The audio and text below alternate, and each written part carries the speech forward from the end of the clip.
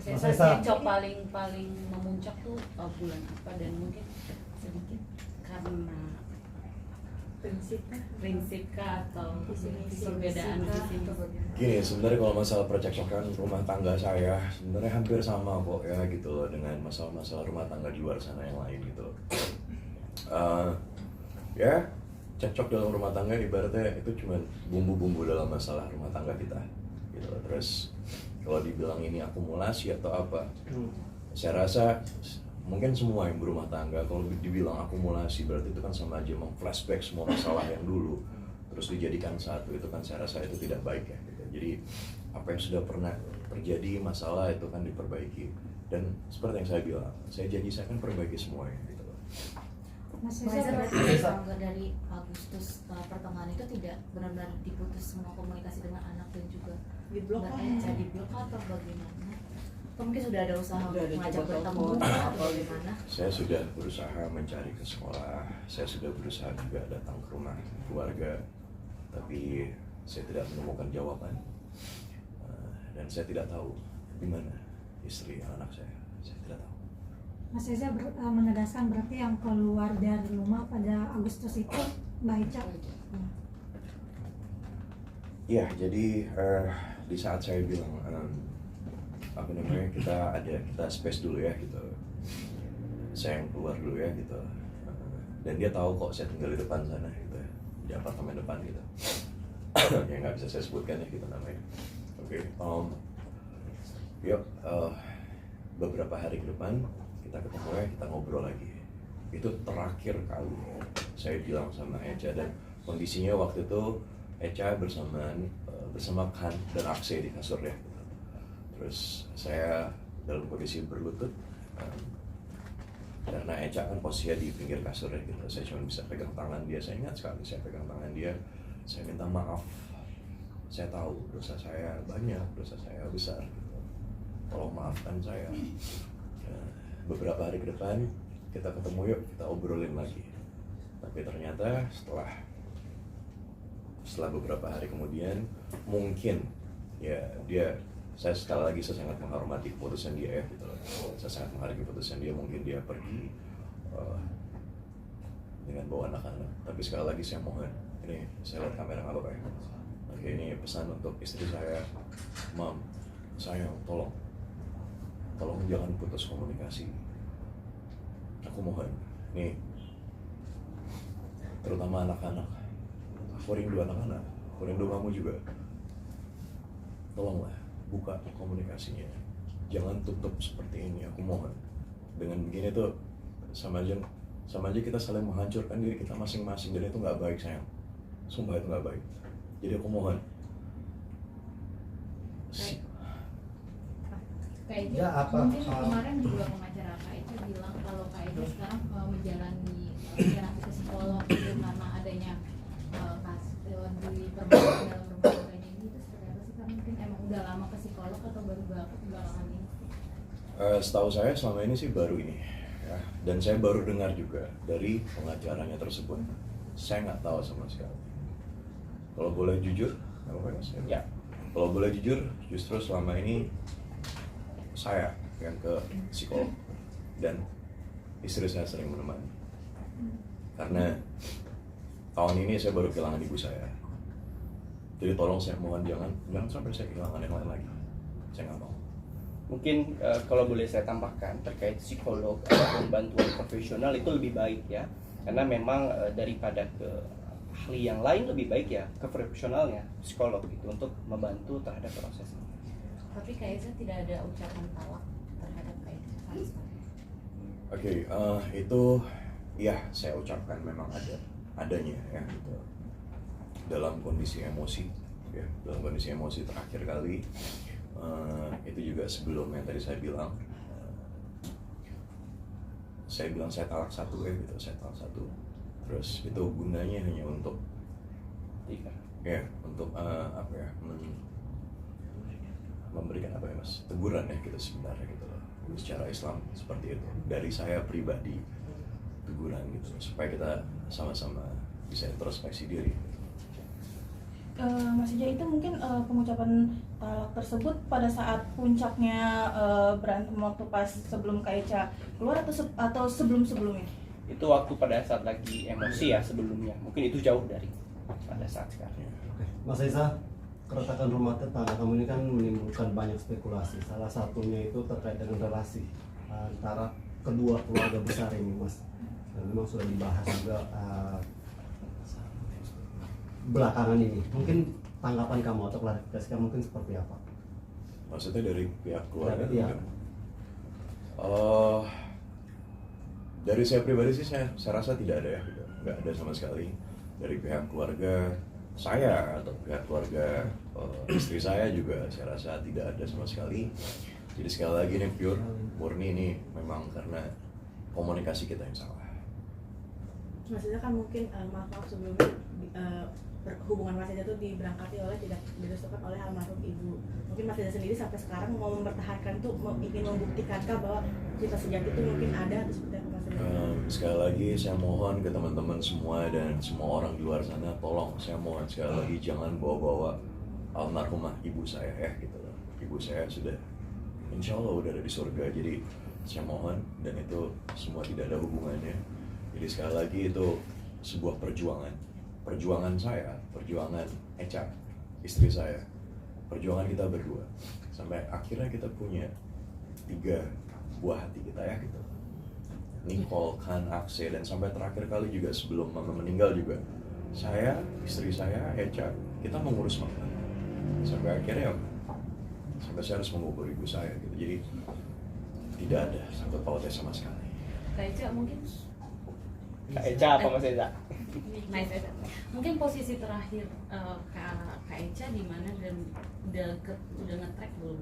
Di mana pindah-pindah atau seperti apa? Oke, sampai saat ini mungkin untuk posisi kami belum tahu kepastian di mana. Tapi kita berupaya terus untuk bagaimana caranya Mas Eza ini bisa bertemu dengan anak. Untuk track segala macam ya itu kami tidak. Tapi upaya-upaya apa aja sih yang udah dilakukan Mas Eza untuk mempertahankan selain kayak mencari lokasinya di mana segala macam gitu? Mungkin udah tanya ke teman-temannya atau ke keluarganya. Saya sudah berusaha, dari saya coba berusaha ke sahabat-sahabat kita ya gitu untuk menanyakan dia di mana, tapi jawabannya masih sama gitu ya, masih dia masih butuh ruang dan waktu. Tapi sekali lagi tolonglah izinkan saya untuk ketemu sama anak-anak. Izinkan saya ketemu sama anak-anak. Masalah kita sekali lagi, Ayolah, kalau kamu masih butuh waktu, nggak apa-apa, silahkan. Aku sangat menghargai itu. Tapi paling nggak untuk ketemu anak-anak, tolong izinkan aku ketemu Nicole, Khan, Aksai. Nggak bisa aku selama ini nggak ketemu anak-anak. Jujur nggak bisa. Tapi sudah siapkah Kak, kalau Kak Echa-nya benar-benar ingin pisah dan memperjuangkan hak asuh? Ya, kami kalau untuk soal itu kita hormati ya proses persidangan, karena kan ini masih baru relas pertama. Nanti kami ada sidang di Pengadilan Agama ya Cibinong tanggal 22 September. Mungkin nanti yang kami akan prioritaskan adalah di saat mediasi adalah perdamaian. Mungkin kita tidak akan berandai-andai ya kalau ini misalkan gugatannya akan lanjut atau seperti apa ya. Kami berharapnya dalam proses mediasi ini kita bisa dapat berdamai. Tapi untuk sidang perdananya besok, Mas Ijanya akan hadir ke Cibinong? Ya, mungkin nanti kita lihat situasi dan kondisi. Namun kalau kita dipanggil oleh pengadilan sebagai warga negara yang baik ya kita harus hadir. Ini cukup mengganggu pekerjaan nggak Kak Echa? Jujur pasti ya, nggak bisa dipungkiri ya gitu, nggak bisa dipungkiri saya yang setiap hari biasanya bertemu dengan istri, anak-anak di rumah, terus secara psikologis juga saya di rumah, saya ngerasa saya hampa sendirian di rumah gitu. Apalagi dia juga tahu kan gitu, saya bangun, mungkin teman-teman juga tahu ya gitu, saya bangun rumah itu untuk kita, untuk Echa, untuk kamu Mam, gitu, untuk anak-anak. Nah sekarang nggak ada mereka, terus posisi saya harus bekerja juga, berat pasti berat. Tapi mau bagaimanapun, insya Allah ini masalah dari Allah. Semoga ini ada jawaban yang terbaik, semoga ada hikmah yang baik juga untuk bisa saya ambil, dan semoga ini juga ada hikmah yang baik juga untuk istri saya. Apa yang paling kangenin Kak Eza mungkin dari rutinitas bersama istri? banyak sekali keberadaan istri saya di rumah, keramaian anak-anak saya di rumah, terus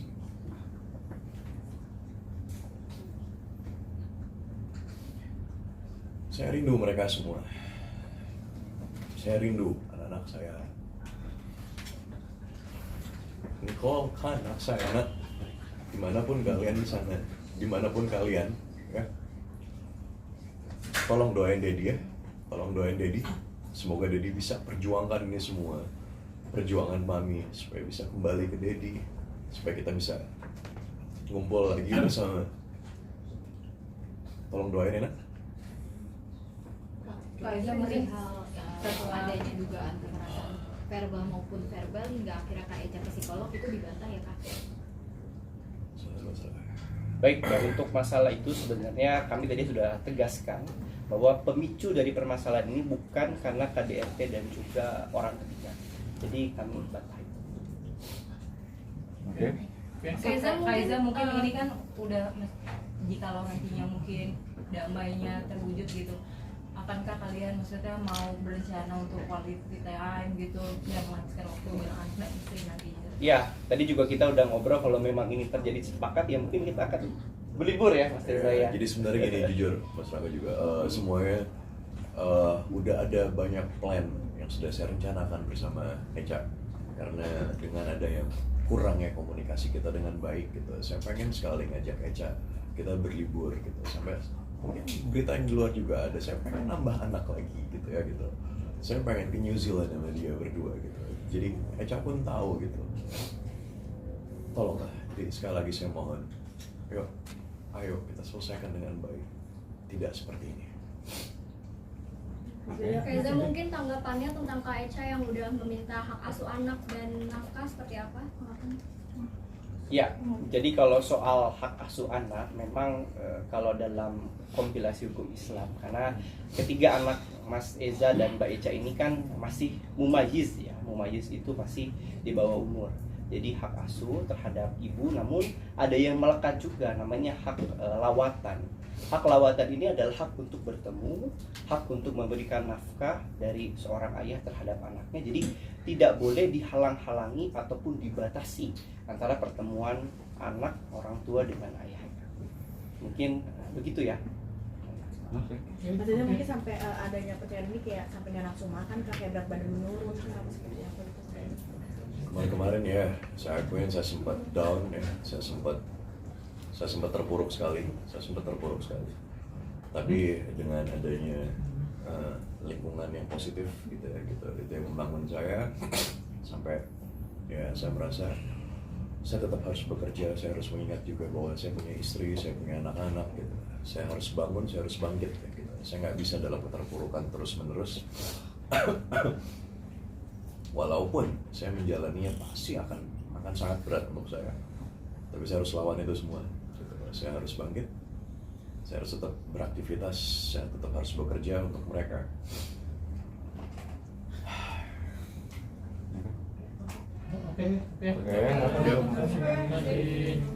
Ada lagi teman-teman media? Oke, mungkin 3 poin ya saya harus tegaskan dalam hari ini, bahwa poin yang pertama adalah pemicu dari permasalahan ini bukan karena adanya KDRT dan juga orang ketiga. Yang kedua, dalam ini kami memang membenarkan adanya gugatan yang dilayangkan oleh saudari Meza, yaitu istri daripada Eza Gionino. Yang ketiga, ini tidak ada urusannya dengan yang berita-berita yang sebelumnya. Jadi tidak ada korelasinya dengan berita yang sebelumnya. Mungkin begitu ya. Kak Eza, terakhir cincin kawin masih dipakai? Cincin semuanya dibawa sama Eca, sama istri saya. Gitu. Berarti kalau dari rumah bawa apa tuh?